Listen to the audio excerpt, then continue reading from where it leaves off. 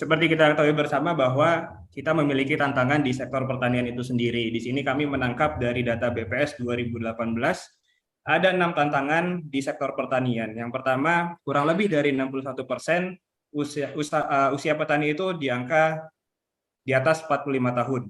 Terus yang kedua, mereka hanya mempraktikkan metode pertanian tradisional dan manual kurang lebih 74%, dan ada 87%-nya adalah tidak menggunakan internet. Seperti yang kita ketahui bersama bahwa sekarang eranya adalah era sudah digitalisasi.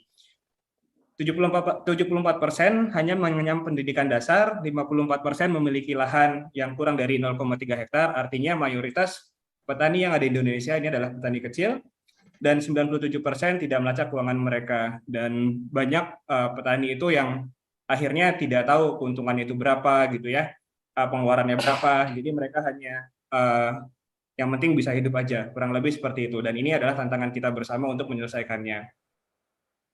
Berangkat dari sini, kami akan jelaskan sedikit apa itu replika Gerbang Sejahtera.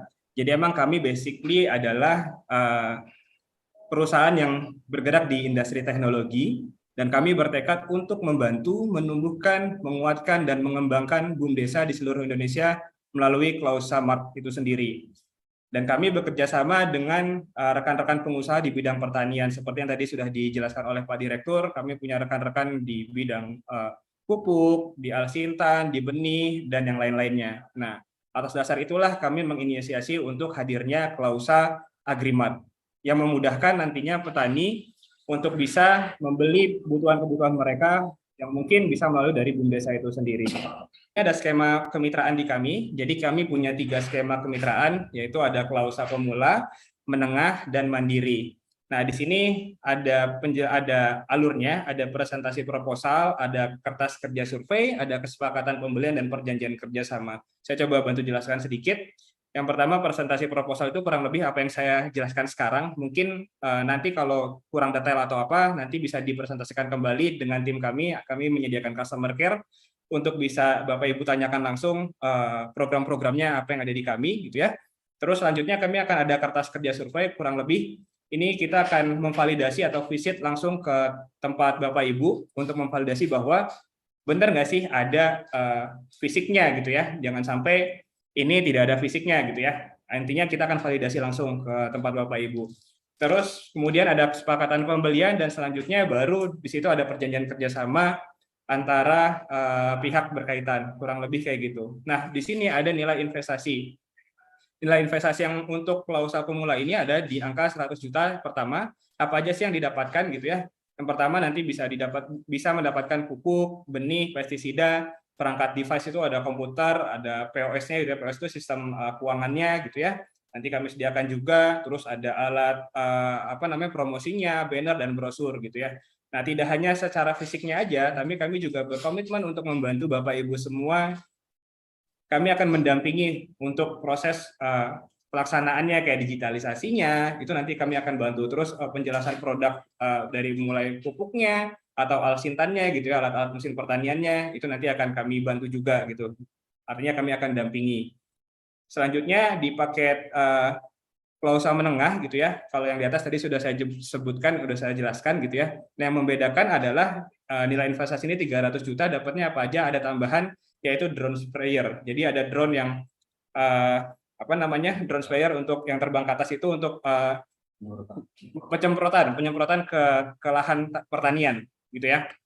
Itu yang bedakan. Terus ditambah lagi ada di sini di bawah ada BUMDesa sign, artinya nanti akan ada plang yang terpampang di setiap BUMDesanya itu sendiri kalau Klausa Menengah. Nah, terus ada Klausa yang mandiri gitu ya, nilai investasi 600 juta. Ini bedanya apa? Di sini ada tambahan Bapak Ibu bisa milih mendapatkan traktor roda 4 atau combine harvester, kurang lebih kayak gitu. Selebihnya sama seperti yang lain-lainnya ya. Kalau Klausa kami memang kami membentuk kemitraan ini semua yang akses ke pertanian seperti pengadaan benih, pupuk, pestisida, alat-alat pertanian. Ini yang barangkali nanti akan kita terapkan yang bisa difungsikan oleh BUMDes.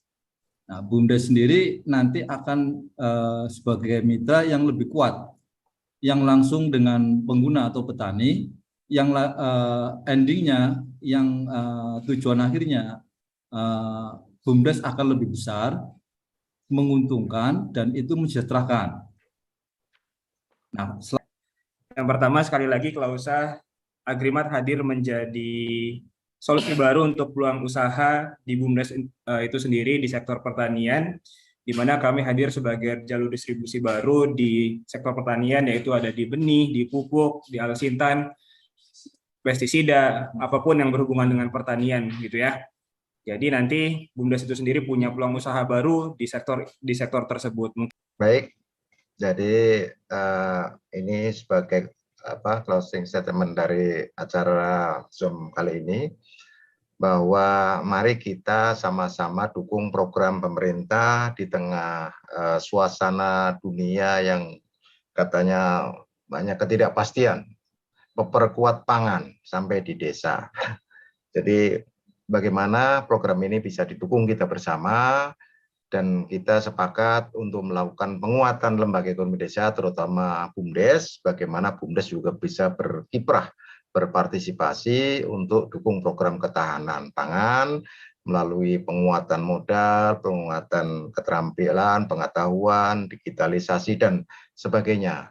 Semoga dengan acara ini yang bisa masif, teman-teman PLD terutama yang bisa memfasilitasi BUMDes kira-kira supaya punya kemampuan untuk penyediaan sarana produksi pertanian, terutama alat-alat mesin pertanian, dan bagaimana mungkin nanti bisa feedback kepada BUMDes untuk menjadi off-taker di produk pertanian yang kira-kira memang diminati oleh pasar.